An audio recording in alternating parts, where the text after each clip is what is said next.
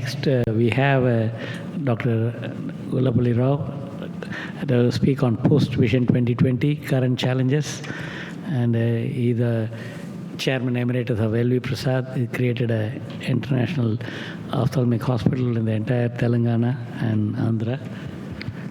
And also the past president of International Association of Prevention of Blindness and Academy of Ophthalmology Internalis. Thank you, Nag. Thank you, Nati.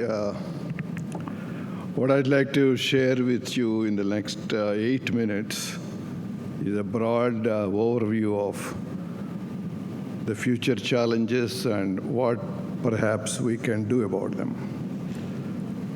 These have been shown repeatedly by many people, and I don't have to go into the details of this magnitude of problem around the world. But one thing that comes out of all these studies is the prevalence of visual impairment is decreasing worldwide. Although because of the aging population, as well as other problems, the absolute numbers seem to be going up. There is a significant demographic shift for population over age 50, and eye care in many parts of the world is still not an integral part of the health policies. The end of infectious causes of blindness appears feasible. Some of the successes we have had with onchocerciasis, trachoma, etc. We're also seeing the rise in chronic eye diseases that require more complex systemic development approaches and campaign approaches. One positive development is the significant technological advancements that are helping us to provide better coverage and become more precise in our quality parameters.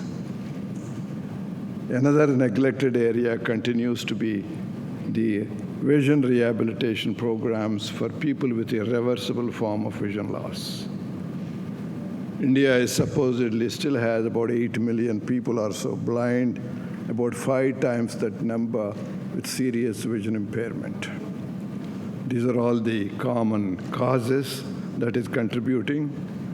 The risk factors include more common among women, lower socioeconomic groups, those who live in rural and remote areas, and a significant geographic disparity. If you want to see a nation in which no one is needlessly blind, and where those with unavoidable vision loss can achieve their full potential, we have to switch gears a little bit. And can we close the gap by 2030, 2035, 2040? What do we have to do? We have to, I believe, approach eye care in a comprehensive way, to promote comprehensive delivery models. Cataract problem, the residual problem that we have, and the increasing number of cataract surgical requirement also has to be tackled more aggressively. Uncorrected refractive errors is still elusive. It appears simple, but we haven't made a big dent in tackling this problem. In our country and in South Asia and sub-Saharan Africa, corneal blindness is a major cause. Retina, glaucoma, and childhood blindness fall within the realm of more complex problems and require highly trained human resources, infrastructure, and follow-up mechanisms.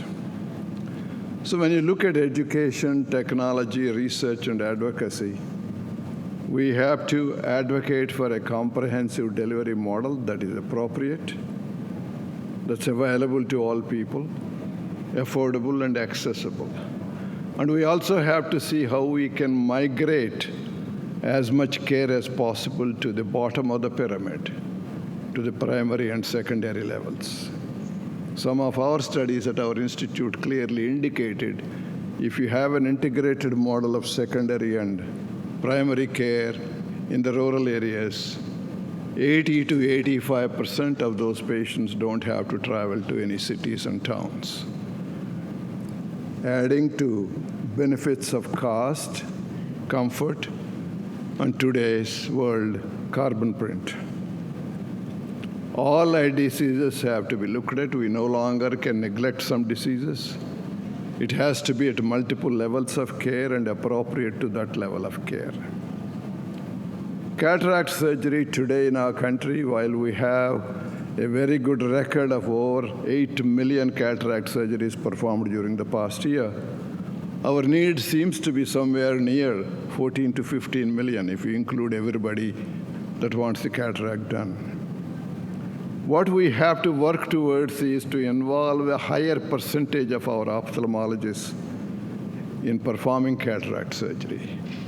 Let us imagine even half our ophthalmologists, 15,000 of them perform 5 surgeries a day, 200 days in a year, we reach the 15 million. How do you do that is the challenge that we have to face and address.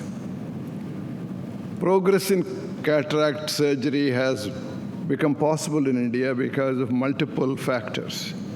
Serious governmental commitment for the past nearly 4 decades or 5 decades. We have better systems now, better models, greater accessibility, and availability of indigenously manufactured consumables and equipment, saving costs substantially and making us perhaps the least expensive eye care delivery model in the world. It's the most common surgical procedure, economic incentive to professionals, an immense professional satisfaction, comfort level, less hassles, and of course the governmental commitment. Public is also significantly aware of the cataract problem. In education, progress has been made in the area of subspecialty fellowships, short-term fellowships to enhance competencies of practicing ophthalmologists. The residency remains a challenge, the quality of residency training in our country, and we have to tackle it head-on instead of wishing it away. Short courses, training of trainers is very important.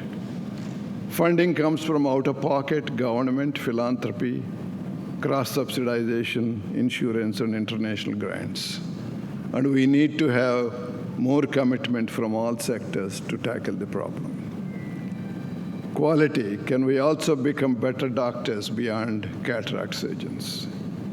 For uncorrected refractive error, the estimate is 20,000 to 30,000 vision centers are required in the country. And a promotion of indigenous optical industry the way we have done in the area of other surgical consumables.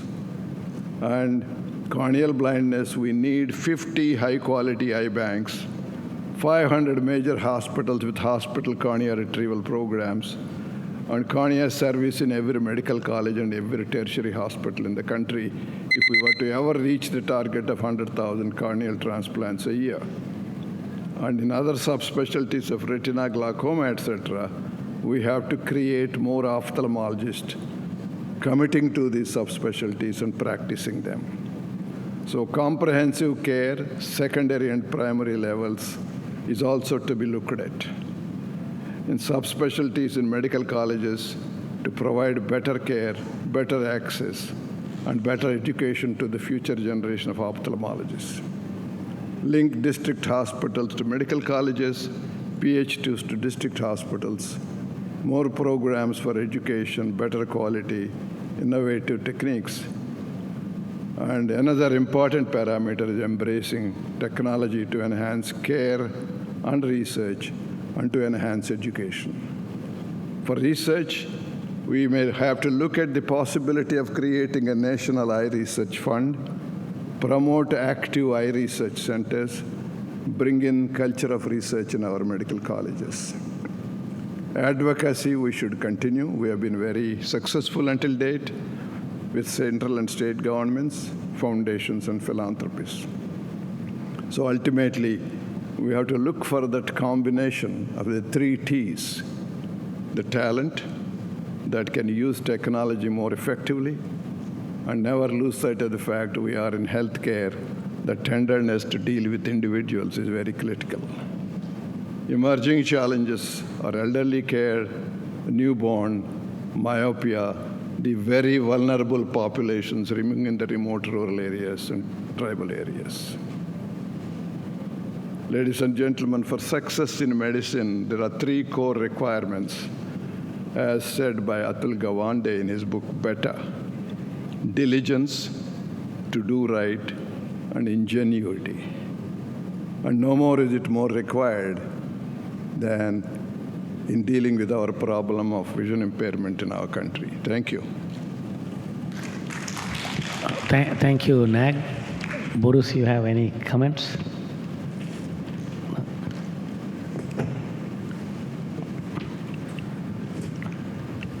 I think you have in India a very good strategic plan of how to eliminate your blindness, and I wish we have the same in Russia, because I never have seen such a strategic planning on that. Maybe because you have much more cataracts than we, and so you're facing a lot more infections than we are, so probably you have to be more proactive in that regard, and I believe that's kind of a difference. Although our government is also working hard to do the same things, but it looks like you started a bit earlier, and then you are in more advanced stage so far. Yeah. Thank you, Boris. Anybody wants to ask anything? One Yes. comment. You're right, Boris. We have been fortunate in India to have some visionary leaders in eye care over the past 3-4 generations. And they created a culture of philanthropy among ophthalmologists of India. So we can be very proud that I'll constantly fight with our other medical colleagues and tell them point blank, we are the most philanthropic specialty of all medical specialties. And I challenge them to prove me wrong. Because I think it started in the 60s and 70s, and it continues. And the involvement with the government, the public-private partnerships, all this certainly contributed. Okay. So